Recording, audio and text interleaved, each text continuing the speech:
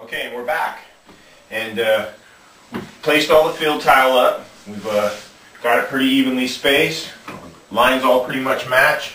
They're pretty well matched up in the corner. And of course we saved our small cuts for the corner over here because the corners weren't even, and that way we can adjust and keep everything on the edges very neat. What we've done is we have some trim tile that actually, as I stated before, has a little bit of a edge to it.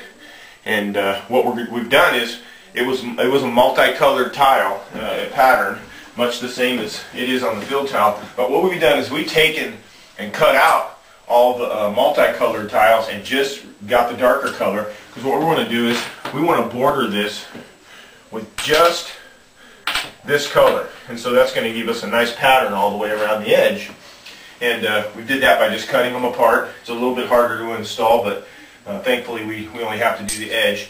And what we're going to do is we're going to use, again, just like we applied the tile, we're going to use a V-trowel, and we're probably just going to put a little bit of mud around the edge. We're actually not using mixed mortar this time. We're using a pre-mixed type of application, and it's actually called Mastic ceramic tile adhesive, and it comes in a can. It's white, almost looks like glue. We're going to be using that. It's a little easier to apply it, and it also dries a little faster, and it's fine for the border. As you can see here, we've also installed 2 shampoo dishes. We left tiles out, and we installed them where the missing tiles were. We put those up yesterday with some adhesive as well, and they're still a little bit wet. They jiggle a little bit, but we're going to work around that. We've taken some of the tiles and we've cut them at 45s, so that way we can make some corner pieces, and those pieces are going to go right up here when we get to this area, this corner and the other corner.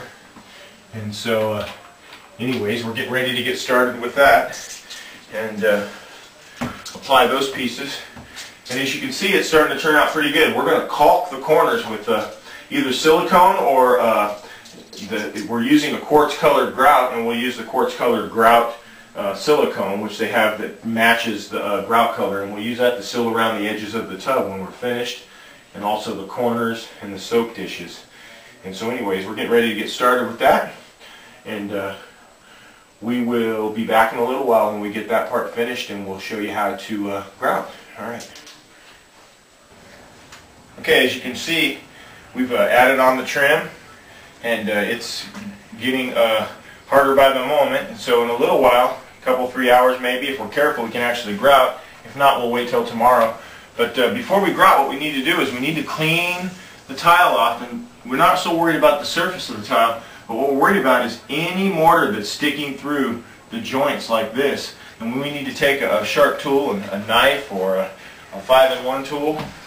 We've got right here, and we need to make sure that we take and we clean this out. And see, it doesn't want to come out right away because it's mortar. What we can do is take a wet sponge, and we can apply just a little bit of water and let it get soaking, and then what it'll do is it'll just peel right out of there.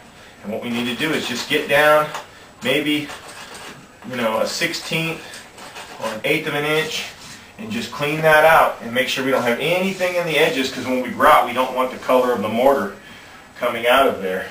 And so we're going to do that in a couple of minutes. We're also going to take off the tape and hope that these are setting up good enough. And then what we're going to do is we're actually going to caulk and silicone around the edge of the tub and down the sides, and we're also going to do that in the corner. Now, we may go ahead and grout this and leave the grout in there and then come back and silicone over the top of the grout just for looks and effect, because the corner's kind of weird looking and it doesn't come together correctly. And so what we're going to do is we're going to make sure that we seal really well around the soap dishes on the top.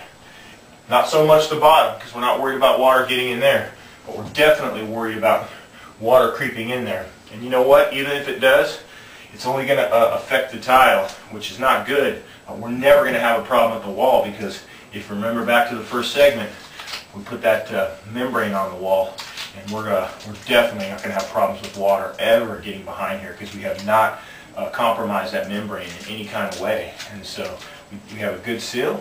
The tile's up on the wall, and it's actually looking pretty good. we're going to go get some lunch, and we're going to come back in a little while. We're going to go get some lunch. We're going to come back in a little while, clean this tile real good, and then we're going to make an attempt to grout, and then pretty much be done with this job by the end of the day. Okay, and we're back. We have everything's pretty much dried up around the edge. We've cleaned all the joints out. We've cleaned around the edge of the tub. And we've got some grout mixed up here. We're using this quartz colored grout. It's mixed up to a semi-thick consistency, and if I have to water it down a tiny bit while I'm going along, I will. I like to wet the surface as I'm going along too sometimes, just to kind of keep it moist. Today's not really a hot day, so we don't have to worry about it too much. And so what we're going to do is, we're going to start by just putting a little bit on here. We have a float. This can be found at any home improvement store. We won't give out any names. I'm just going to take a little bit of this. We're going to apply it by forcing it into the cracks at an angle. And we are going to make a mess. Make no mistake about it. But we're going to clean our mess up as we go along. And I'm showing you in the middle here how to do it. But actually, I kind of want to start towards the bottom and work our way up. Fill in the cracks as we go along.